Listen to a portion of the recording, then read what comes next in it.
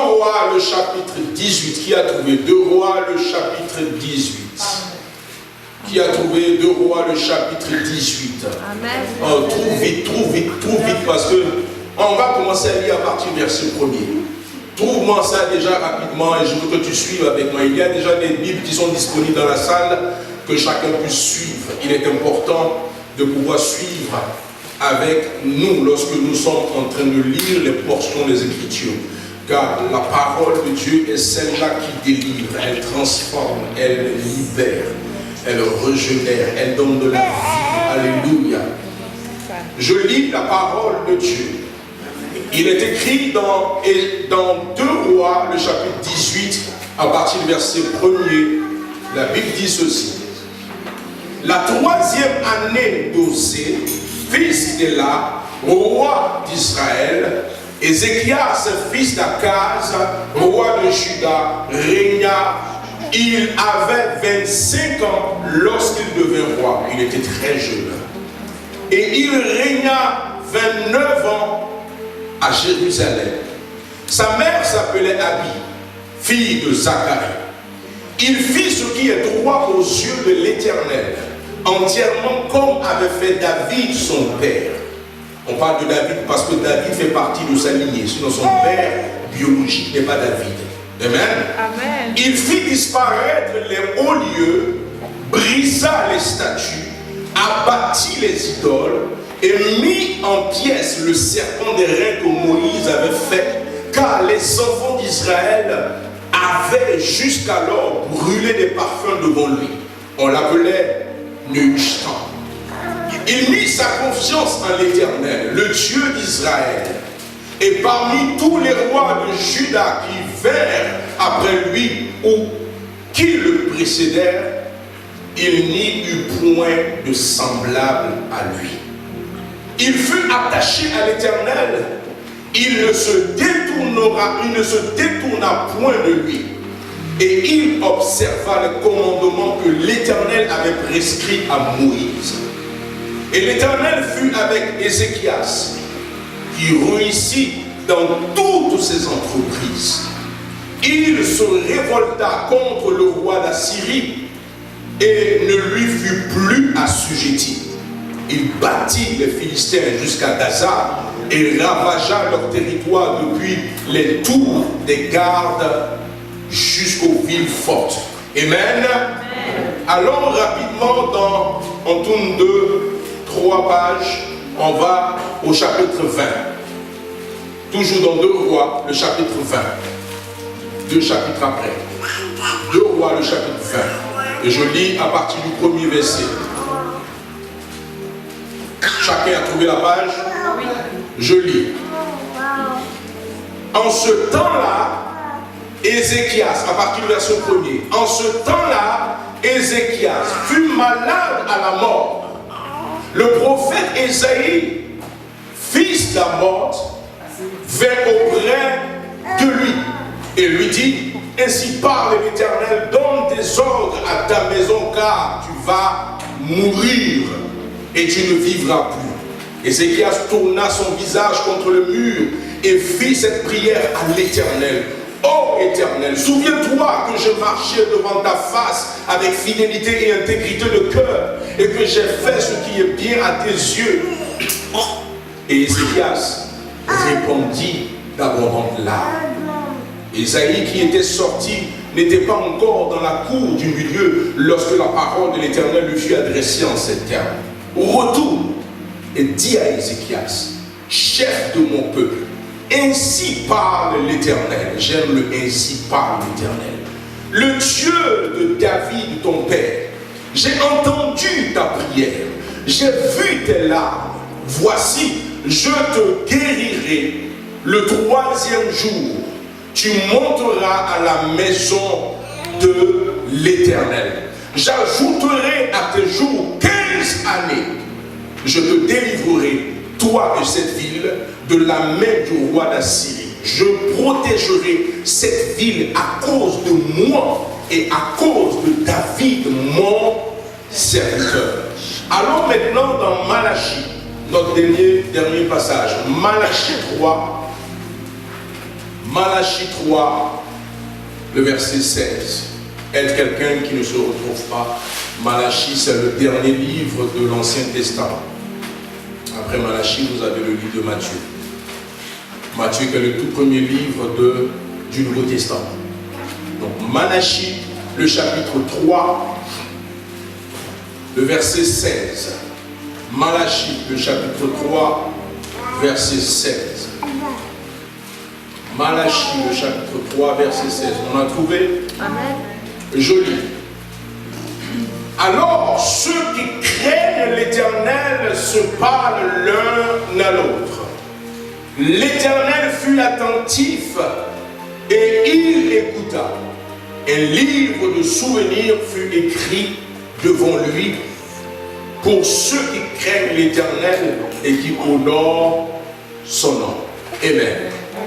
Gloire à Jésus. Est-ce que tu peux acclamer la parole de Dieu?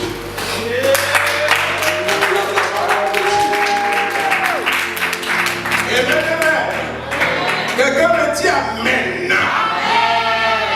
Pousse-moi pour que je prêche cet après-midi. Parce que j'ai envie de prêcher. Alléluia. Voici l'histoire d'un roi qui ne fut pas un roi des moindres. Son nom était Ézéchias, comme nous venons de le lire. Et je viens de vous amener à comprendre que Ézéchias était en fait de la lignée de David. Quand la Bible dit que Ézéchias est le fils de David, c'est parce qu'il fait partie de la lignée de David.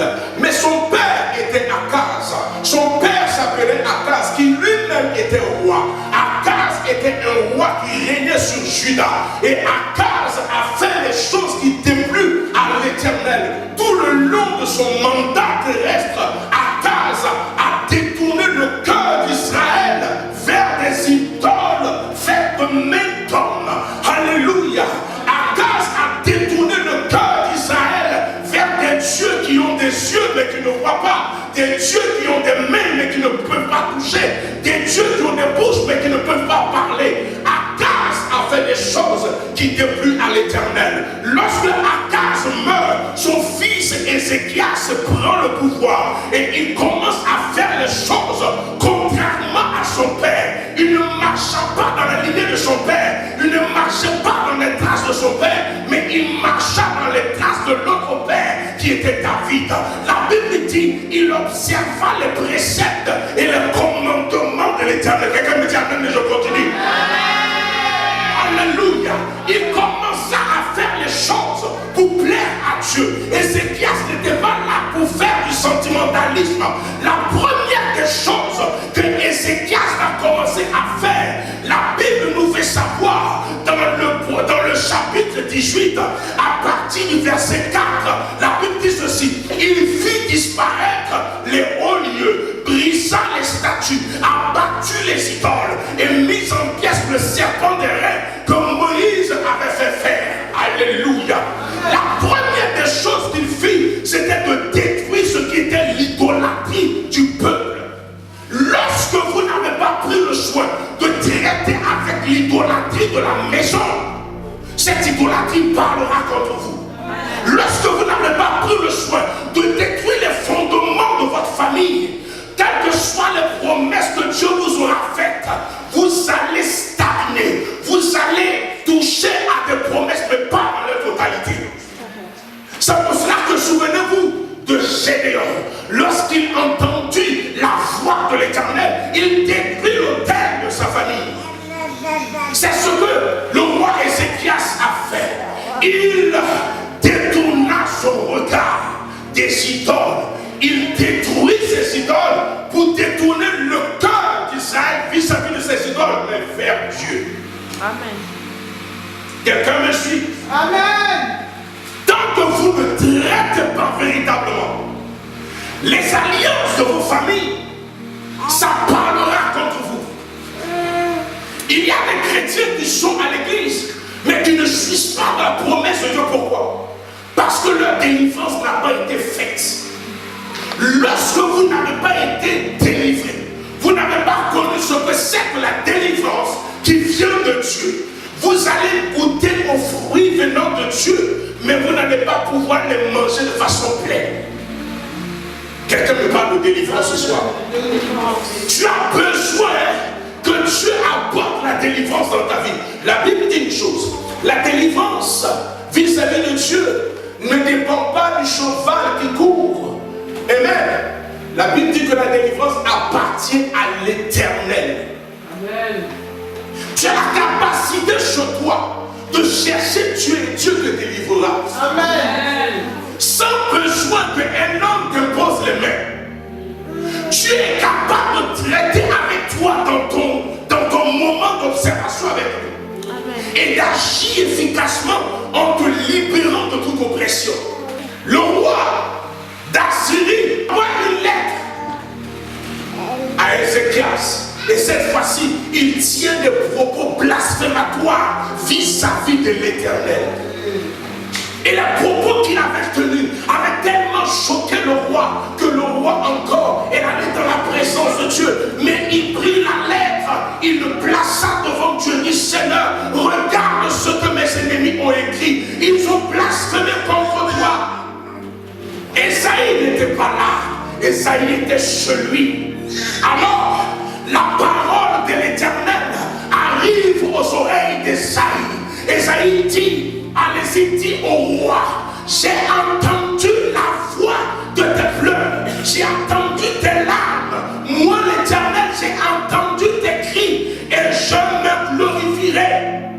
Amen. La Bible fait savoir que lorsque Esaïe donna les paroles, il dit: de la même façon qu'ils sont venus, ils retourneront. Amen. Ils étaient plusieurs, une armée puissante. Un soir, pendant qu'ils sont prêts à déstabiliser le camp de l'ennemi, ils sont déjà aux aguets. Voici ce que Dieu va faire. Dieu permet à un seul ange, pendant qu'ils sont couchés, tous les ennemis qui étaient là, la puissante armée qui était là, l'ange de l'Éternel apparaît la nuit et il tue 180 000 soldats de l'ennemi. Le matin, ils se réveillent. Ce n'est que des corps et des corps. Il n'y a pas eu de combat. C'est ce que l'Éternel fera pour toi. Tu n'auras pas besoin de te débattre parce qu'il aura accompli cela. La Bible fait savoir que c'est lorsque les enfants de Dieu sont couchés que Dieu apporte la bénédiction. Nous, on ne se débat pas. Nous, on ne fait pas trop de oh. Et quand Dieu commence à faire, tu n'as pas besoin de trop te secouer, de te trémousser. Dieu, il fait dans le silence. Et lorsqu'il fait dans le silence, il permettra à ton témoignage de faire du bruit. Je vois ton témoignage faire du bruit. Je vois ton témoignage faire du bruit. Ton témoignage fera du bruit. Ton témoignage fera que les gens comprennent que ton Dieu est suprême. Il est puissant. Alléluia. Ils sont tous morts. Ils se réveillent le matin. Ils sont choqués. Beaucoup sont morts. Alors ils plient les affaires. Ils décident de ne plus combattre. Et ils retournent chez eux. Ils n'ont pas combattu. L'Éternel a livré le combat pour son peuple. Mais vous savez pourquoi ce que l'Éternel a fait? Parce que celui qui était établi sur le royaume craignait Dieu. Ce qui donne de la force à l'Éternel dans la vie du croyant, c'est sa crainte qu'il a de Dieu. Alléluia. Écoutez, lorsque vous craignez Dieu, Dieu est avec vous. Lorsque vous craignez Dieu, Dieu marche à vos côtés. Lorsque vous craignez Dieu, l'ennemi peut se lever, mais il ne vous atteindra jamais. Parce que celui qui craint Dieu place sa confiance en l'Éternel. La Bible déclare que celui qui met sa confiance en l'Éternel ne sera point confus. La Bible dit encore que celui qui place sa confiance à l'Éternel, il agira. Place ta confiance et il agira pour toi. Qu'est-ce que tu attends de lui? Il agira pour toi. Qu'est-ce que tu veux voir? Place juste ta confiance et tu le verras à l'œuvre. Tu veux la délivrance? Fais-lui confiance et il t'accordera la délivrance. Tu veux la restauration de ton mariage? Fais-lui confiance, il le fera.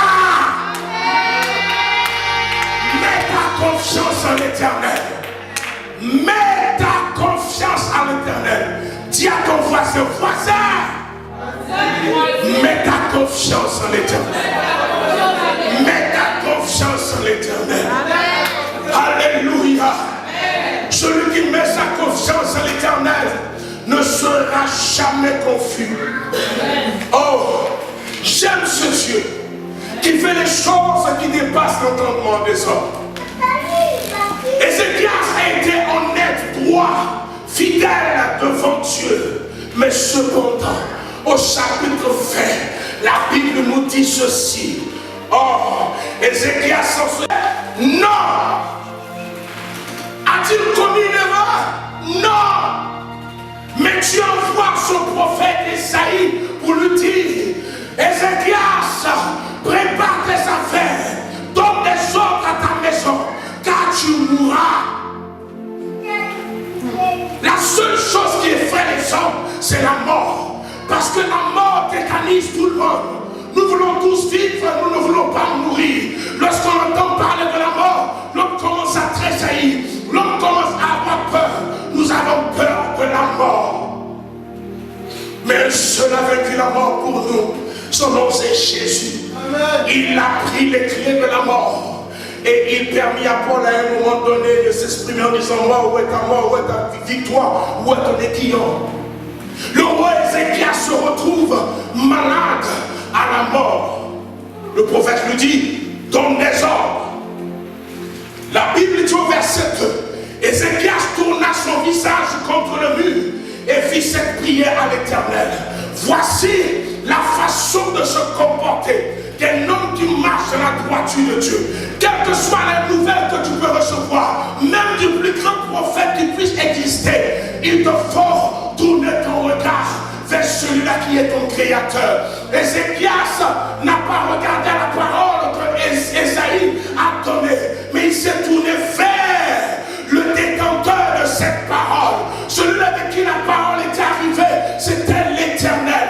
Pour quelle raison est-ce que moi, Ézéchias, je dois mourir? Il a dit à l'Éternel, Seigneur, oh Dieu, souviens-toi que j'ai marché devant ta face avec fidélité et intégrité. Voici des éléments qui te permettront, lorsque l'ange de la mort ou les difficultés se présenteront, tu pourras réitérer ces choses devant Dieu. Qu'as-tu que tu présenteras à Dieu? Quels sont les éléments qui te permettront face à l'adversité de dire à Dieu, joins-toi à moi dans ce combat? Face à la mort, Ézéchias dit, oh Dieu, souviens-toi que j'ai marché avec toi, avec intégrité de cœur, avec fidélité. Oh, nous sommes dans un siècle où le mot fidélité n'a plus sa place même dans l'église. Nous ne connaissons pas ce que c'est que la fidélité. Nous sommes vacants. Nous sommes comme les flots de la mer. Nous partons, nous revenons, nous partons, nous revenons. Nous ne connaissons pas la signification véritable du mot fidèle.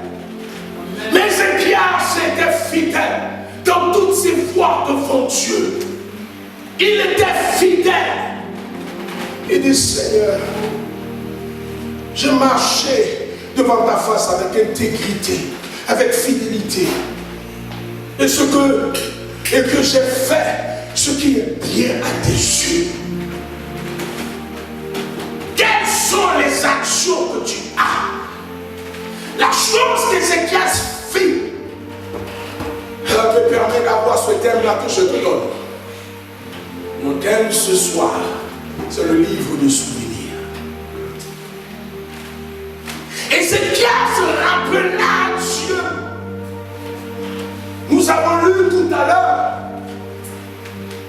Malachie 3, n'est-ce pas? Malachie nous a dit quoi? Alors, ceux qui craignent l'Éternel se parlent l'un à l'autre. L'Éternel fut attentif.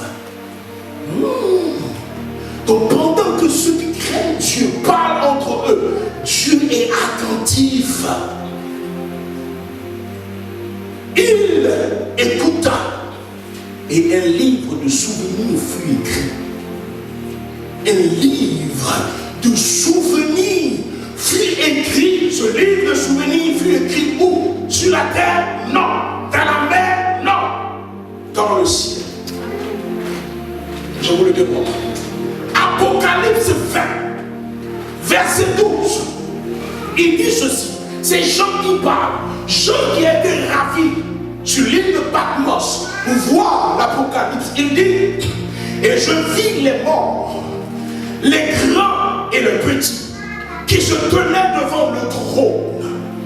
Des livres furent ouverts. Des livres. On ne dit pas un livre, on dit des livres furent ouverts. Et un autre livre fut ouvert.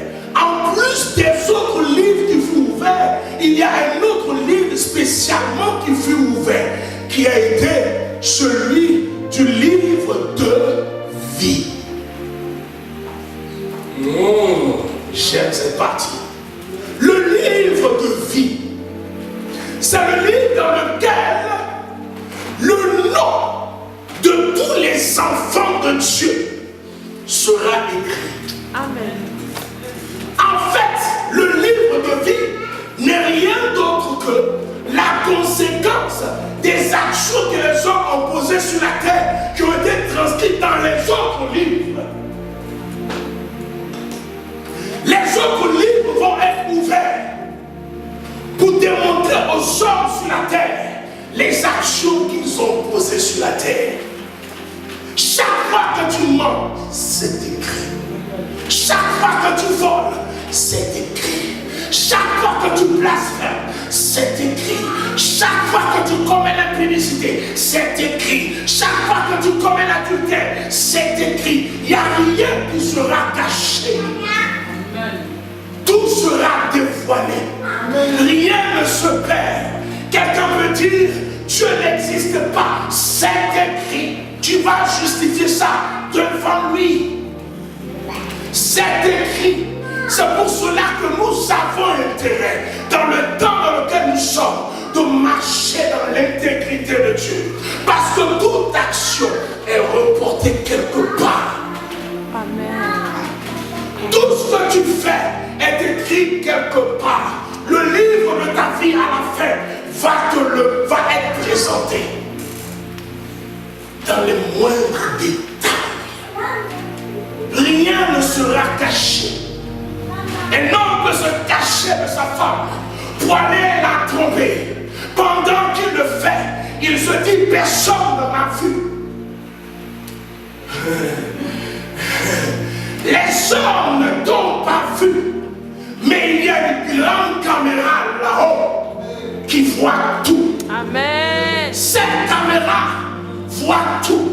La Bible dit, il est l'Éternel dont les yeux parcourent toute la terre. Il voit tout, il connaît tout, il sait tout. C'est pour cela qu'on dit de lui qu'il est omniprésent, omnipotent. Amen. Et omniscient. Il sait tout. Alléluia.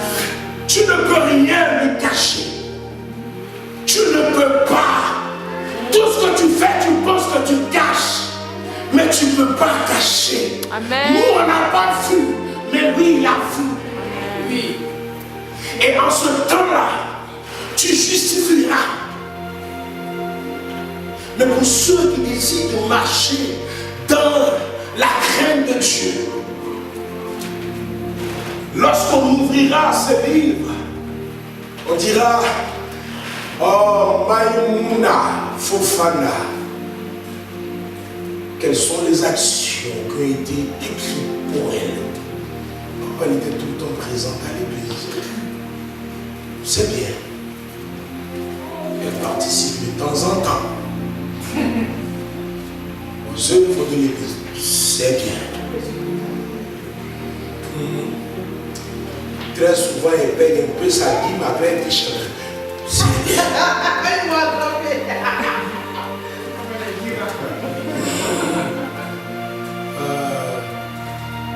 Mais comme je suis le juste juge,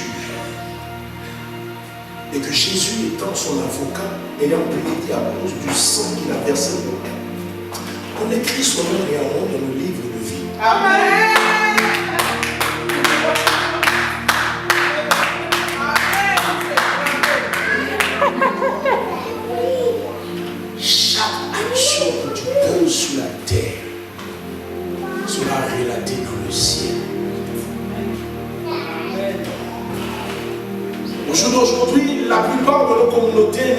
cette tendance de parler du ciel, de parler de ces choses.